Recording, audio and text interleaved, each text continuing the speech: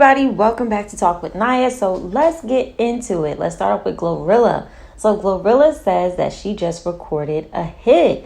I wonder what Glorilla has up her sleeve, and do you think she's going to do another collaboration?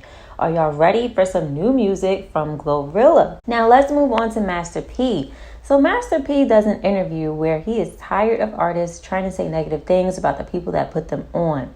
He says he warned P from quality control that those that you basically put on, the artists that you sign, will eventually turn on you. Listen to what he had to say. I told this to QC with his company, with P over there. I said, bro, the worst problem you're going to have is the people you put on. Yep, they turn on you first. They're going to turn on you first. And guess what? After it happened, he called me, big dog, you right, man. I said, I got a crystal ball. like, for real, y'all, that's why I don't deal with this. I keep telling y'all I'd rather be in the product game. Mm-hmm. I don't want to hit a mouth.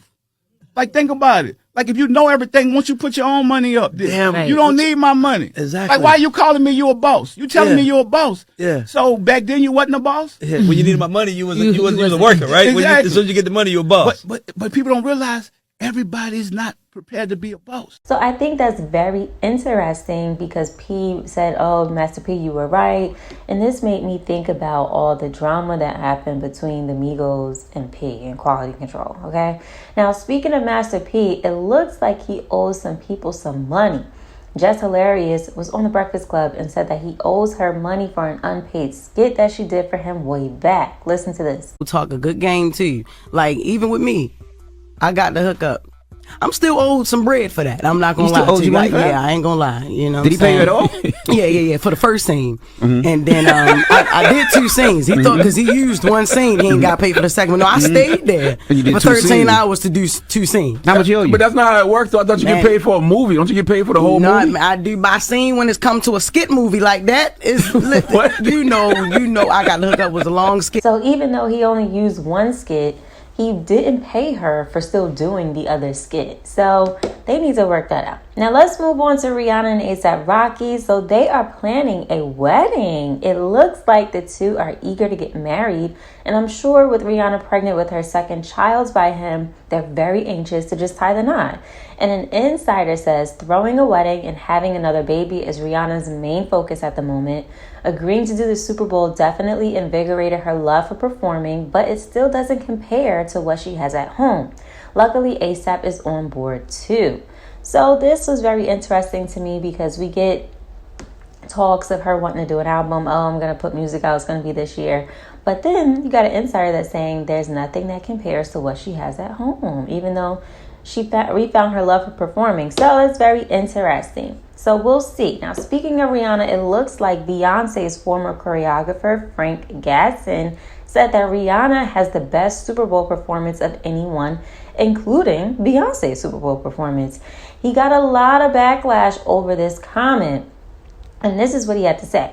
He said, happy birthday, Rihanna. I have to say you have done the best Super Bowl of anyone in my book. I always knew you were a true superstar the moment we met. So proud of you. Enjoy your day. I can't wait to see where you go from here. All right. He then had to defend himself with people on social media.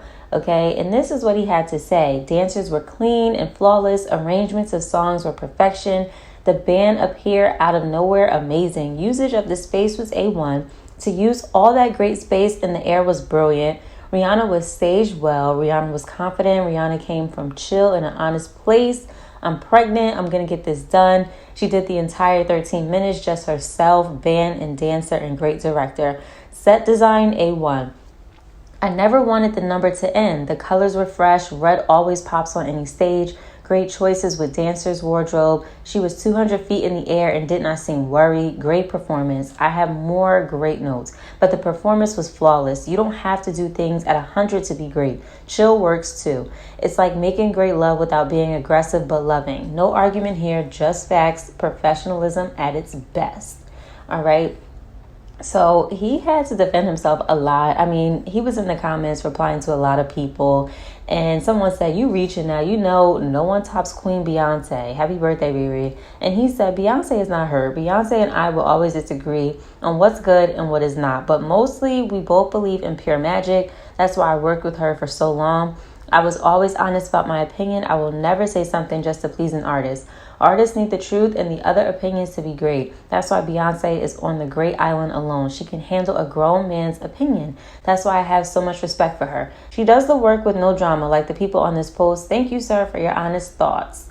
And then he also said, because someone said that's a far reach. Beyonce had the best halftime performance since Michael Jackson and Prince.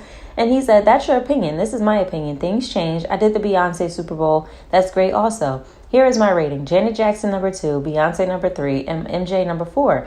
Beyonce, Bruno, and Coldplay number 5. I have the right to my opinion when it comes to my rating system. Rihanna Superbowl was flawless. I don't want it to end. Up With People is number 6. Got it? All right, so what do y'all think about his opinion on that, okay? Now let's move on to T.I. and Boosie. So the two are not getting along right now. It looks like they had a joint album in the works, and Boosie decided to go on an interview talking about how he didn't like that T.I. agreed on snitching on his deceased cousin and announced that he no longer is going to be working with T.I. Listen to this. I take all the charges you got. If you could walk away free and put it on me, goddamn right. So is that what boys giving you shit about because you put it on? No, hell no. Okay. No. Don't nobody even know about that. I just volunteered. Don't nobody even know about that. I'm just being honest. Yeah. That's the only time I done never said or gave no information about nobody. Because that's my cousin, my big cousin. He was dead. And I take all the charges you got. I've been with this man. I don't feel like he could have held that in for all these years. You just basically just come out and say some like that, like that. And look, like, and then like I'm like, why the he say that when we got a album finna come out? okay. Like it was like, bro. Okay, so is that album coming out? No, Oh. So you have a finished album with T.I. that's not coming out no, because it ruined everything. because of that. With the T.I. situation, if he did that, you're a rat too. I don't spare no about it. Because if you doing anything wrong, you doing anything criminal wise, and you cooperate with law enforcement to get you out of trouble, that means you're cooperating. That means you're a rat. But I'm gonna tell you like this: when I saw that, I think T.I. I think he went up there and just got the fuck talking. Now, T.I. was not happy about this, and he went on social media, and he had some things to get off his chest. He said, yeah, so I don't know if it's you or an OG uncle that needs to see it, but I got my paperwork ready to show. Pull up. My number the same and my address the same. To get on the net and speak on stuff you've never spoken to me about is leaving me to believe you've been hiding your heart the whole time. I never speak certain disrespect on your name, reputation about if, homie. The convict code say, when in doubt, pull the paperwork out. If you ain't did that, now, I don't know what type of time you be on, but I say again, if it was a question or confusion about anything I said, you could have called and asked. So you can report back and tell your OG, or you could have pulled up and checked the black and white like I'm offering now. Either way, though, I ain't bound to no opinion of me because what they think will never outrule or overrule what I know. So don't wonder no more, homie. Answer the if. Pull up and report back to the rest of these who opinions matter so much to you, because I could give a damn about what nobody think about me.